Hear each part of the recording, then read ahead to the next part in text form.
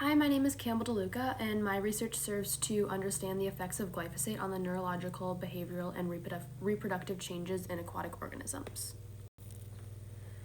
In recent years, the use of the herbicide glyphosate has increased exponentially, both agriculturally and commercially.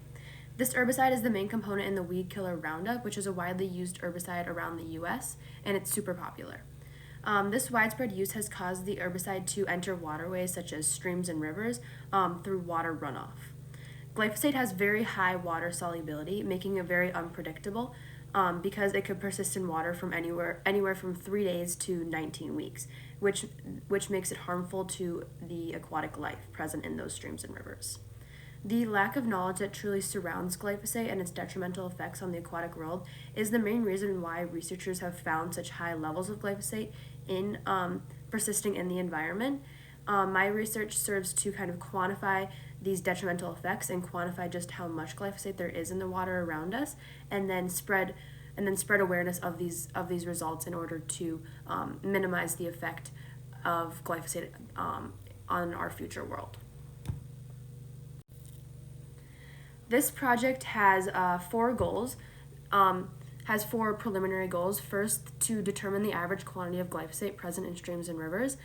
This is done by reading research papers and then also taking the average of those values that researchers have found present in streams and rivers. And then the second is to determine if the presence of glyphosate is enough to impact behavioral adaptations. This was done by monitoring the behavior of the crayfish I raised.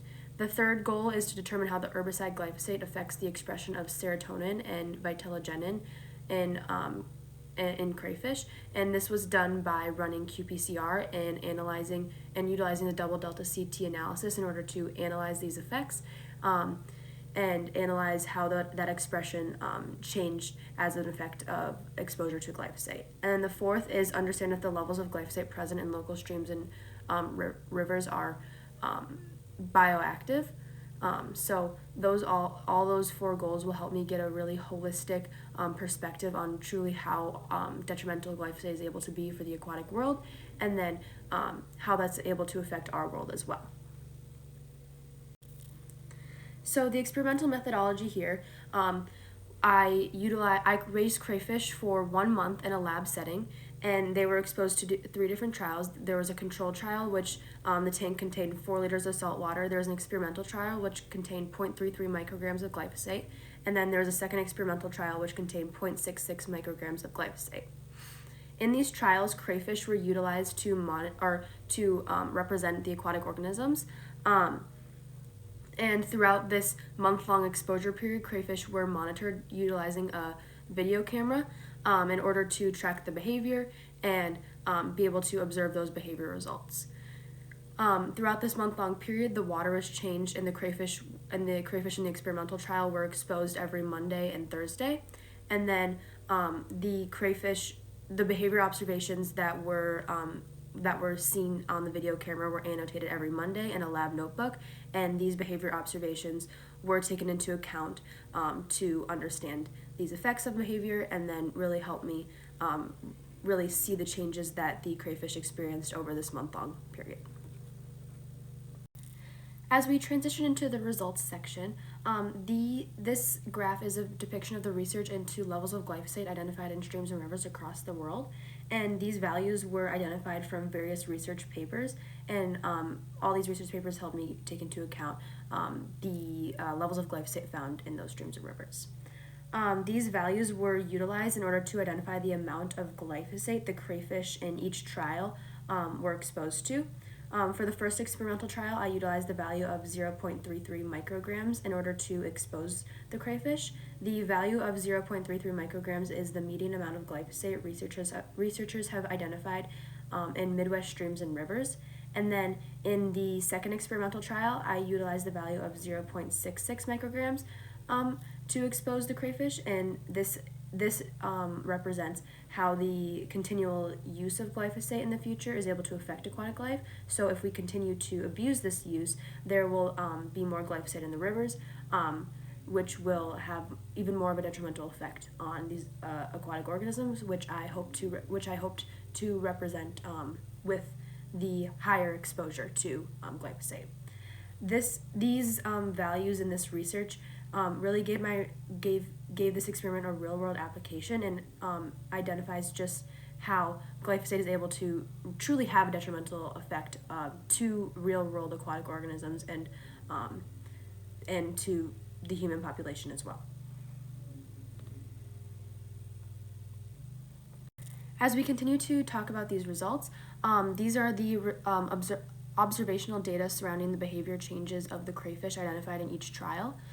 These behavior changes were annotated every Monday throughout the month-long exposure period, and through these behavior observations, it was found that as the crayfish were exposed to a higher level of glyphosate, as seen in the experimental trials, they became more hostile towards each other, and they had very, very high energy. It seemed as though the crayfish in the experimental trial were attempting to assert dominance, which was super interesting to understand. And this data was annotated and seen on the video cameras that were running 24/7 in the lab.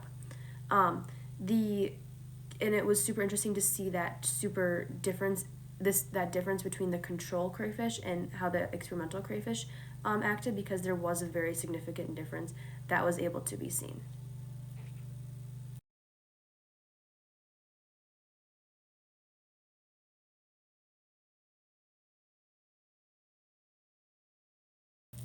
To continue, some of the final results this picture identifies the QPCR identified was the results from the QPCR data. Preliminary these are the preliminary. In the future, I plan on analyzing these results. In the future, I will utilize the double delta CT analysis. But looking at the data obtained, to understand and there could be some inconclusive results. So I'll plan on rerunning this. Looking at the data, this preliminary data, it seems to be but in this second round of QPCR, so I will plan on analyze the QPCR with the RNA that I have left over. And then in this future QPCR run, I expect to see high activity of vitellogenin because of the clear behavior changes that I did see and changes that I had earlier that I did see in those behavioral. And this is because vitellogenin is used to understand the expression of the female in relation to the vitellogenin. Vitellogenin is used to so if there's higher activity of the female vitellogenin gene in the male crayfish. So if there's and that means then that would directly explain that means there was more of the female vitellogenin changes expressed in the crayfish because there was a behavior change, which will clearly explain those behavior adaptations that I did identify earlier. In relation to the future research, as I stated before, I plan on analyzing the qPCR data utilizing double delta CT analysis. This is specifically looking at the correlation between the change in expression of both serotonin and VTG in the control compared to the experimental trial. And I think it'll be really interesting to see how that expression of serotonin changes, because I do not know what to expect with that, so that'll be really interesting to see in the future. And then I also, as I stated before, plan on rerunning the qPCR in order to get more conclusive results. And the way in which I plan on doing that is utilizing a different housekeeping gene, the ATCB gene instead of the 18S gene, which I hope will give me those conclusive results which I am looking for.